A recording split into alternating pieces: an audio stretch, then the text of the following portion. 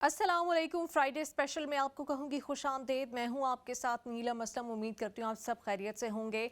और यकीनन इस वक्त बरतानिया में जो सियासी सूरत हाल जिस जानिब इशारा कर रही है उसके बारे में मज़ीद अपडेट्स और डिटेल सुनने के लिए बेचैन होंगे। मेकरफील्ड मैनचेस्टर उसकी सीट अब हो गई है एंडी बर्नहम के नाम। उन्होंने ये इंतखाब जीत लिया और ये कह सकते हैं कि बड़ी कन्विंसिंग विक्ट्री है। बहुत सारे पॉजिटिव्स हैं लेबर के लिए, बहुत सारे पॉजिटिव्स हैं एंडी बर्नहम के लिए, क्योंकि बहुत सारे जो नाक़दीन थे, क्रिटिक्स थे, वो ये कह रहे थे कि ये इंतखाब लेबर के लिए इसलिए भी इम्पॉर्टेंट है कि अगर इसमें रिफॉर्म को जीत मिलती है, जैसा कि लोकल इलेक्शंस के रिजल्ट्स हमने देखे थे और बहुत सारी अपसेटिंग शिकस्त जो थी उसका सामना करना पड़ा था बहुत सारी सीट्स पे लेबर को। अगर ऐसा ही कोई नतीजा यहाँ पर भी आता है तो जनरल इलेक्शन का जो मूड है वो 2 साल पहले ही डिसाइड हो जाएगा कि अवाम इस बारे में क्या सोच रहे हैं। लेकिन लेबर यकीनन उस तासुर को ज़ाइल करने में कामयाब हो गई है। एंडी बर्नहम उनके एमपी बन गए हैं और आगे उम्मीद ये भी रखते हैं कि वो वज़ीर आज़म भी बन सकें। एक लीडरशिप चैलेंज का आगाज़ भी होने वाला है। बरतानवी वज़ीर आज़म कीयर स्टारमर क्या वो इस बात के लिए तैयार हैं या नहीं है, इस लीडरशिप चैलेंज के लिए किस तरह से इस बड़े चैलेंज का वो मुकाबला करेंगे। लेबर के जो मैक्सिमम एमपीज़ हैं, कहा यह जा रहा है कि तकरीबन 97 एमपीज़ ऐसे हैं जो चाहते हैं कि कीयर स्टारमर अब प्राइम मिनिस्टर ना रहें, लेकिन एक एमपी को तकरीबन 81 एमपीज़ की सपोर्ट दरकार है एक लीडरशिप चैलेंज कॉन्टेस्ट को शुरू करने के लिए। इस हवाले से बात करेंगे, लेकिन सबसे पहले चूंकि सबसे बड़ी खबर यही है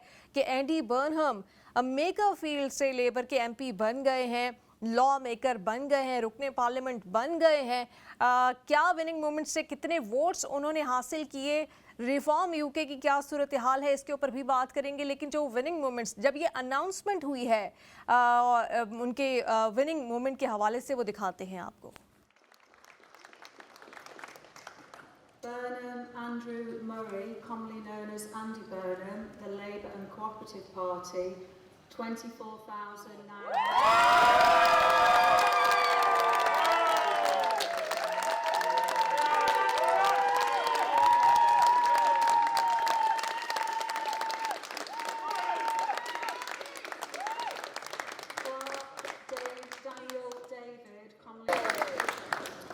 Kenyon Robert, commonly known as Rob Kenyon, Reform UK, 15,696.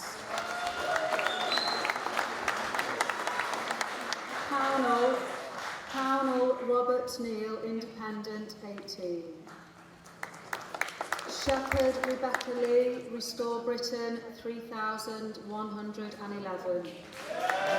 0.75%. And I do hereby declare that Andy Burnham is duly elected. Thank you.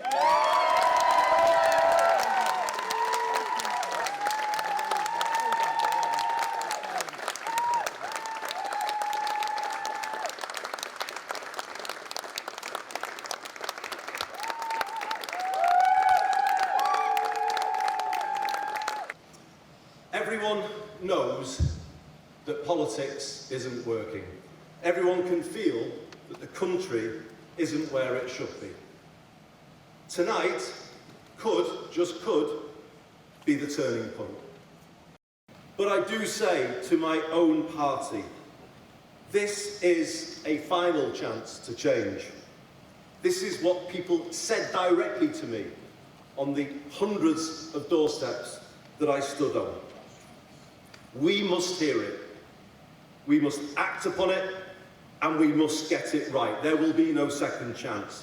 But it is a chance now, from this result tonight, to build a new politics based on unity and hope, turning away from the path that takes us to a divided, dark politics of the kind we see in the United States.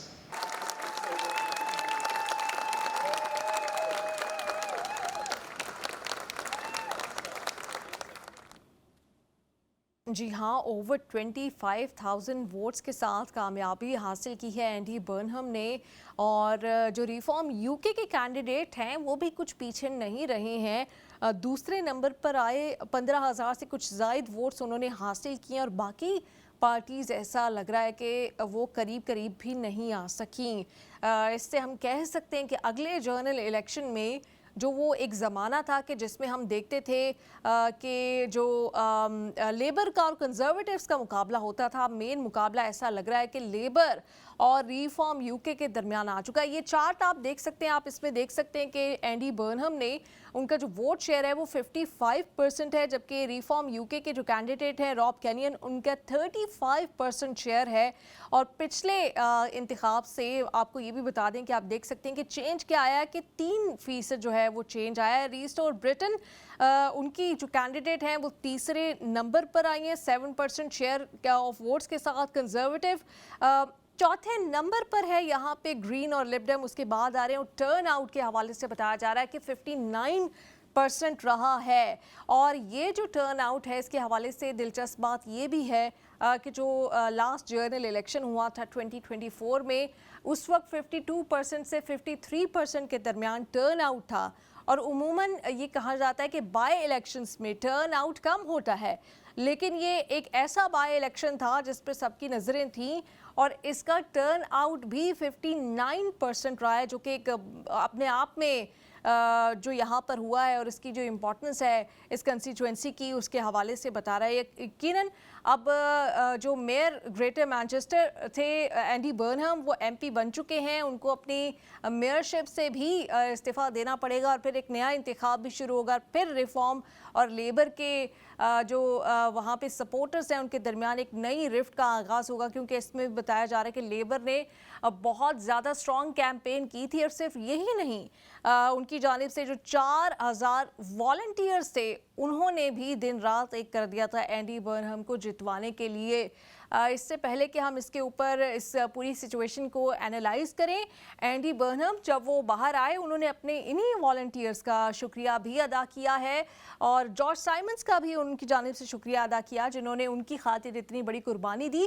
क्या ख्यालात का इजहार उनकी जानिब से किया गया जीतने के बाद, दिखाते हैं आपको।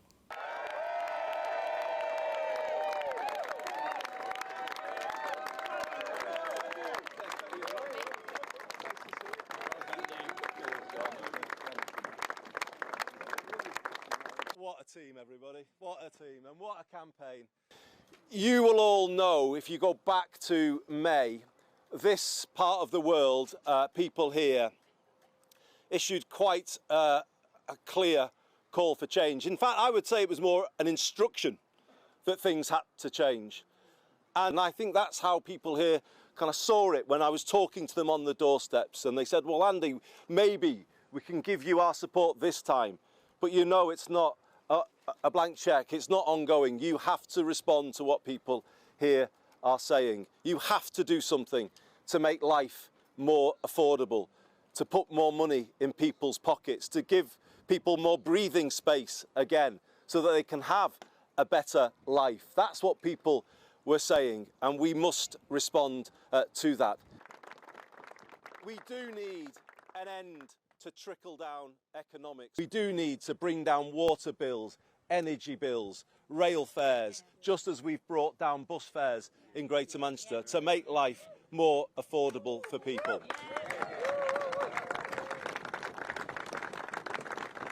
We do need an end to trickle-down economics, which didn't trickle down very much at all to places like this. We want to see a new drive of reindustrialisation across the north of England and indeed the rest of the country, and big change in Whitehall if that is to happen. And I'm talking about public procurement. It's about time we started backing British business and British industry so that we can reindustrialise places like this. I perhaps voted Reform in May. I know they gave me their votes to give me that last chance to do something. And I say it again, it is our last chance to change, but we're going to take it, aren't we? We are going to take that opportunity and we are going to lay out a new path for Britain. Makerfield in the future must be known as a byword, and that's the kind of change we need to, a change in our politics to make it work again for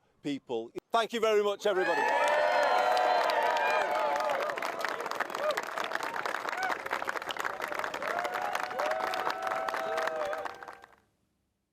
जी हाँ, काफ़ी बड़ी तादाद में support Andy Burnham को मिली है इस election में, और सिर्फ उनके जो कंस्टिट्यूएंसी के लोग हैं, वोटर हैं, उन्हीं की नहीं बल्कि जो एमपीज़ हैं उनकी सपोर्ट भी हासिल हुई। और हमने देखा कि जब वो विनिंग स्टेटमेंट दे रहे थे तो उनकी पीछे बहुत सारे जो एमपीज़ हैं, जो पॉलिटिशियंस हैं, जो नोटेबल फिगर्स हैं लेबर के, वो भी मौजूद थे उनकी सपोर्ट के लिए। इसी सिचुएशन, इसी प्रोग्रेस, इसी डेवलपमेंट पर बात करेंगे। सीनियर जर्नलिस्ट शिराज खान ने हमें ज्वाइन किया। अस्सलाम वालेकुम, बहुत शुक्रिया।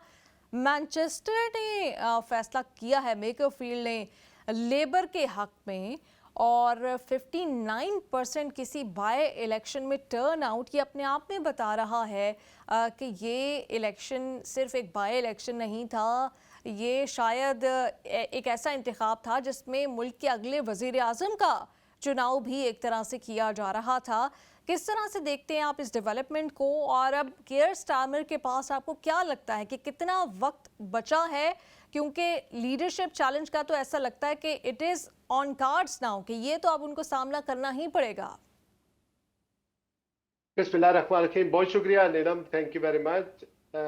एक इस इलेक्शन की सिग्निफिकेंट या हाइप इस वजह से है चूँकि ये डायरेक्ट चैलेंजर हैं के स्टारमर के वज़ीर आज़म के, इसलिए ये खबर मेरे ख्याल में ज़्यादा हाईलाइट हुई है। लेकिन एज ए बैलेंसिंग एक्ट के तौर पर ये भी खबर देना ज़रूरी है कि टोरी पार्टी ने भी एक सीट जीती है एबरडीन से, स्कॉटलैंड से। और जब हम एंडी बर्नहम की मार्जिन की बात करते हैं तो ये 9,231 के वोटों की मार्जिन से जीते हैं, जबकि स्कॉटलैंड में इनका नाम है डगलस लुमस्टन, इन्होंने एसएनपी के जो उम्मीदवार हैं उनको हराया है 6,000 वोटों के मार्जिन से। तो ये दो इलेक्शन थे, लेकिन चूंकि वज़ीर आज़म तब्दील होना है, ये उसके डायरेक्ट चैलेंजर थे, तो इस वजह से ये खबर तो ज़्यादा हाईलाइट हुई। लेकिन केमी जो कंजर्वेटिव पार्टी के हैं उन्होंने बहरहाल इसको सेलिब्रेट किया। तो दोनों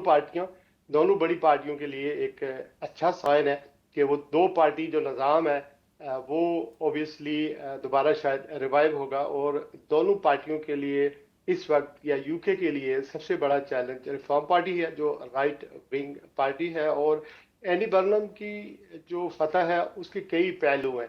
एक पहलू तो ये है कि वो NHS के बहुत बड़े हमायत याफ्ता हैं, यानी NHS को ख़त्म करने के लिए या इसको इसकी प्राइवेटाइजेशन करने के लिए, निजी में तहवील में देने के लिए, या ये प्राइवेट रिफॉर्म पार्टी का ही एजेंडा है कि अगर वो इक़्तिदार में आए तो NHS को वो यानी सरकारी नहीं रहने देंगे, गवर्नमेंट के अखराजात पे नहीं चलेगा, बल्कि इसे निजी तहवील में दे देंगे। तो ये एक बड़ी अहम बात है। और ख़ास करके जो अगर नीलम मैं आपको ये समझा सकूँ अपने सुनने वालों को कि नॉर्थ ऑफ इंग्लैंड ज़्यादातर महरूमियों का शिकार है, और सारी पावर्स जो है वो लंदन में है, जहाँ पर इमिग्रेंट्स की बड़ी तादाद है, लंदन में काम काज भी है, किसी को जॉब मिलती है। लेकिन नॉर्थ ऑफ इंग्लैंड में ज़्यादा यानी रिएक्शन पाया जाता है, महरूमियाँ पाई जाती हैं। और एंडी बर्नहम उनको एतमाद दिलाने में कामयाब हुए हैं कि अगर मैं जीत गया तो न सिर्फ ग्रेटर मैनचेस्टर के लिए, मैकर्सफील्ड के लिए जहाँ से उन्होंने इलेक्शन लड़ा है, बल्कि कंट्री वाइज हम रिफॉर्म लाएंगे और जो सरमाकारी है वो नॉर्थ ऑफ इंग्लैंड की तरफ से आएगी। तो ये इस वजह से इन्होंने इतना अच्छी इन्होंने विक्ट्री की है। हो सकता है चूँकि केयर स्टारमर जो वज़ीर आज़म है उनके लिए ये चैलेंजर हैं, जैसे कि आपने बिल्कुल दुरुस्त कहा है। चूँकि पार्टी के अंदर इस वक्त दो डिवीज़न पाई जाती हैं, और ये डिवीज़न इस तरह की नहीं है कि पार्टी के अंदर लीडरशिप का कंटेस्ट है। चूँकि जो केयर स्टारमर है उन्होंने इनको मुबारकबाद भी दी है, लेकिन ये भी कहा है कि वो गवर्नमेंट का हिस्सा होंगे। दूसरी तरफ ये भी कह रहे हैं कि वो अगर पार्टी की लीडरशिप की कोई यानी रेस चली तो वो केयर स्टारमर ये कह रहे हैं कि वो कंटेस्ट करेंगे, चूँकि उन्हें वोट 4 साल का मिला है और उनकी लेगेसी या उनकी जो गवर्नमेंट का टेन्योर है वो 2 साल अभी रहता है। चूँकि आपने उनकी बात की है, बिल्कुल वो ये कह रहे हैं कि I am not going down without a fight. کیا ان کا کہنا ہے کہ اسٹارمر نے جو اس وکٹری کے بعد انہوں نے بالکل ان کو مبارکباد تو دی ہے، ساتھ میں پیغام بھی دے دیا ہے کہ اگر لیڈرشپ چیلنج شروع کیا گیا تو وہ بالکل اس کو لڑیں گے اور اپنی تمام تر توانائیوں کے ساتھ لڑیں گے، اور ان کی بھی ہم 97 ایم پیز کی تو خبر سنتے ہیں جو ان کے خلاف ہے، لیکن جو باقی ایم پیز ان کی سپورٹ میں ہیں ان کے حوالے سے اکثر مین سٹریم میڈیا بھی اتنی خبریں رپورٹ نہیں کرتا. کیا کہنا تھا کہ اسٹارمر کا اینڈی برنہم کی اس جیت پہ؟ دکھاتے ہیں آپ کو. Let me start by saying this was a very good victory in the by-election, and I've sent my congratulations to Andy Burnham, and I repeat them here. Well, I haven't spoken to Andy directly yet, but I will. 2 years ago, people said to me, it's not possible to get migration down from the level that the Tories left it at, which was nearly 1 million. We've brought it down to a fifth of that number. 2 years ago, people said it's not possible to get a much closer, better relationship with the EU, given what's gone on. We've achieved all that. So a huge amount has been achieved. There's more to do, and that's what I'm focusing on. What I was elected to do, which is to serve my country. There isn't a leadership contest. But when there is, at the it's imminent, moment, Prime Minister, there isn't isn't one at the moment. But as I've said on many, many occasions, I don't think that's a good thing for the country to But would plunge you us into contest chaos. I would also add that now that Andy has won, which is really important, really good, he's a huge asset to us, then now will inevitably be a Manchester mayoralty by-election starting straight away. So it's important that we pull together for that. But if there is a contest, just to be clear with you, then yes, I will run, I will stand, and I've said repeatedly, I'm not going to walk away from that.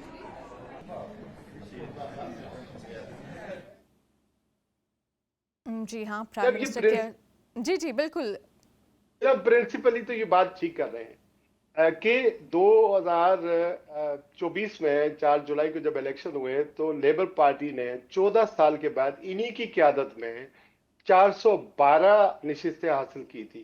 اگر you کے parliament کی بات کریں تو total تقریباً 650 M Ps direct لوگ یعنی انتخاب لڑ کر پارلیمنٹ میں آتے ہیں، اور 412 انہوں نے لیے تھے. ٹوری نے صرف 121 لیے تھے.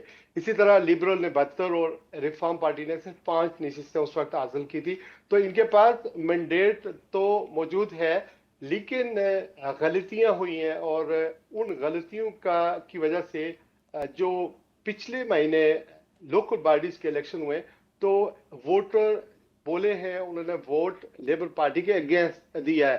لیکن اس کے بعد آوازیں اٹھی، کچھ استعفے بھی آئے جس میں ویسٹ ٹریٹی تھے، بہت ساری لیڈرشپ کی بات ہوئی، لیکن یہ اپنی جگہ ڈٹے رہے. اور یہ کہا جا رہا تھا کہ لیبر پارٹی کے اندر کوئی ایسا لیڈر نہیں ہے جو ریفارم کا مقابلہ کر سکے. تو اس وقت چونکہ یہ جو اینڈی برنم ہے ان کا پروفائل بڑا اسٹرانگ ہے.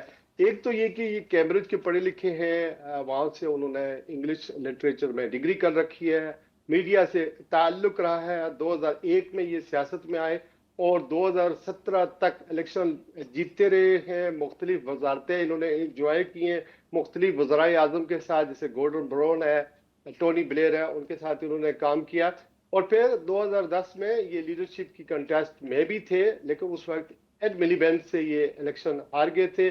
ایڈ ملیبینڈ لیڈر بن گئے تھے یعنی لیبر پارٹی کے، اور 2015 میں بھی یہ کنٹینڈر تھے لیبر پارٹی کی لیڈرشپ کے لیے. اس وقت جرمی کوبن لیڈر بنے تھے، اور اس کے بعد جرمی کوبن کو بہرحال ان کے خلاف بہت ایک تاریخ چلی تھی. تو جو کیس ڈالنا ہے وہ پرنسپلی تو بات ٹھیک کر رہے ہیں، لیکن ان کے اوپر جو الزام، جیسا کہ میں انہی پروگراموں میں یا ہمیشہ کہتا رہا ہوں کہ ان کے اوپر ایک اخلاقی طور پر دباؤ ہے بیکاز آف پیٹر میڈلسن کی وجہ سے. اور پھر بہت سارے ایسے افراد ہیں یا یو کے کی جو ووٹر ہیں وہ یہ سمجھتے ہیں کہ یہ اخلاقی طور پر یہ جواز کھو چکے ہیں، اگرچہ ان کے پاس مینڈیٹ ضرور ہے. اور سیاست یا گورننس اخلاقات کے اوپر ڈپینڈ کرتی ہے. تو انہوں نے جانتے بوجھتے ہوئے ویٹنگ یا سیکیورٹی کلیئرنس کے بغیر پیٹر میڈلسن کو امریکہ کا سفیر لگایا تھا. وہ ایک چیز ان کے اوپر ہے. اور پھر جس طرح انہوں نے اپنی بیوروکریسی کو، جس میں ٹاپ 10 ڈاؤننگ اسٹریٹ کے جو آفیسرز تھے، ان کے اپنے سٹاف تھا، ان کو یہ سیک کرتے رہے، انہیں مجبور کرتے رہے، اور اس پر بہت ساری انکوائریاں بھی ہوئی ہیں. تو डाउट्स लोगों के जहनों के अंदर शिराज हैं। खान और साहब, फिर ठीक है कि उनको पीटर मेंडलसन की जो इंक्वायरी है या उसके बाद जो बैकलैश है उसका सामना करना पड़ रहा है, लेकिन केयर स्टारमर ये भी कहते हैं कि इस लेवल पे आके, अगर इस जगह पे आके एक लीडरशिप चैलेंज शुरू किया जाता है तो उसका लेबर को फ़ायदा कम और नुकसान ज़्यादा हो सकता है, केओस आएगा। जो तवानाइयाँ उनकी अगले 2 साल के लिए सही पॉलिसीज़ बनाकर आवाम को रिलीफ देने में सर्फ होनी चाहिए, वो इस लीडरशिप चैलेंज में सर्फ होंगी। और फिर ग्रेटर मैनचेस्टर के जो मेयर हैं उन्होंने कहा कि वो इंतखाब भी यकीनन बहुत सिंबॉलिक होगा और मायने रखेगा कि अगर उसमें लेबर जीतती है या अगर शिकस्त खाती है, ये रिफॉर्म को उसमें फ़तह मिलती है तो लोकल इलेक्शंस के बाद जैसे प्रेशर आए तो और भी बढ़ेगा। आपको लगता है कि ये टाइमिंग ठीक है किसी लेबर लीडरशिप चैलेंज के लिए? मेरे ख्याल में बिल्कुल ठीक है। ये देखिए, इस वक्त जैसा कि मैंने बताया कि ये कह रहे हैं कि हमने काम करना है, हमने सरमायाकारी लानी है, हमने एनएचएस को मजबूत करना है, इमिग्रेशन की पॉलिसियां हमने मजबूत करनी है, दफा में पैसे हमने ज्यादा खर्च करने हैं, यूरोपियन यूनियन को या नेटो को हमने मजबूत करना है, उनके साथ ज्यादा करीब जाना है। क्योंकि अमेरिका ने नेटो के जो अखराजात हैं वो कम कर दिए हैं और पीट हेगसेथ रिसेंटली उन्होंने यहाँ ब्रसल में तकरीर किया और ये कहा कि NATO has to look after जो एक्सपेंस है उसको देखना पड़ेगा कि हम सपोर्ट नहीं कर सकते। तो ये यूरोपियन यूनियन को इस वक्त, इंक्लूडेड यूके ऑब्वियसली नेटो का हिस्सा है, तो इनको नेटो के अखराजात बर्दाश्त करने पड़ रहे हैं।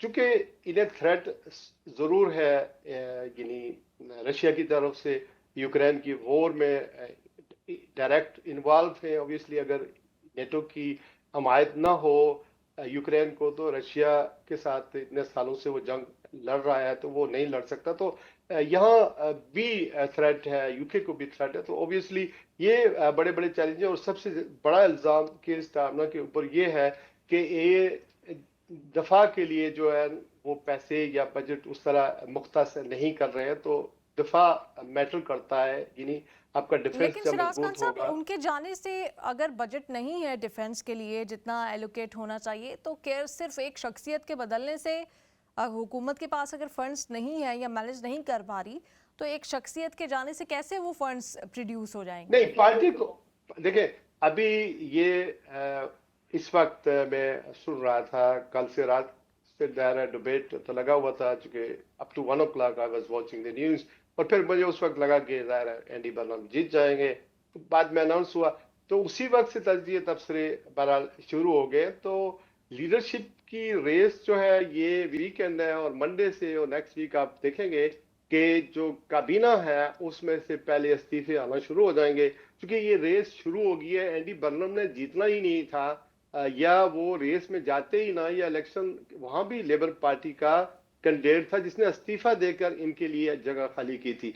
तो उन्होंने इलेक्शन नहीं लड़ना था अगर वो इस लीडरशिप के कंटेस्ट में नहीं आते। और पहली स्पीच का वो हिस्सा जो आपने दिखाया उसका दूसरा हिस्सा यही था कि I have to go to the parliament to unfinish the job which needed the country needed. तो वो बड़ा इंपॉर्टेंट था। तो he is in a race, और ये भी कहा जा रहा है कि 81 से ज्यादा नंबर उनके पास मौजूद हैं और लीडरशिप का कंटेस्ट शुरू हो जाएगा। एंड मैं नहीं देखता हूं कि लेबर पार्टी के पास और कोई चॉइस है एडी बर्नम की के अलावा। और ये अर्ली सितंबर में आप देखेंगे कि ये लेबर पार्टी के लीडर होंगे, और ये वजीर आजम, जब लेबर पार्टी के लीडर होंगे तो ऑब्वियसली वजीर आजम भी यही बनेंगे, क्योंकि पार्टी को मुत्हिद करने के लिए। और फिर जो मई में लोकल इलेक्शन हुए हैं और वो इलेक्शन इतने अच्छे काबल, यानी 30 साल से लेबर कौंसिल जो है हार गए हैं, जैसे बर्मिंघम है, दिगर अगले साल कुछ कौंसिलों के मजीद इलेक्शन होंगे। तो इनको मुतमईन करने के लिए या लेबर पार्टी के मेंबर ऑफ पार्लियामेंट जो है वो जो वोटर है उनको अपने साथ रखने के लिए इनका जरूरत है इस समर की के फेस को तब्दील करें। और बात करेंगे कि ये अगर आ गए तो ऐसा मुख्तलिफ क्या करेंगे जो केयर स्टारमर ना कर सके। और सिर्फ यही नहीं है, रेस में वेस्ट रीडिंग भी है जिनको हम भूल रहे हैं, और उसके अलावा भी एंजेला रेनर जिनको HMRC ने क्लीन चिट दे दी है, उनका नाम भी, और बहुत सारे नाम है। लेकिन इस पे बात करेंगे इस छोटी सी ब्रेक के बाद। Stay with us.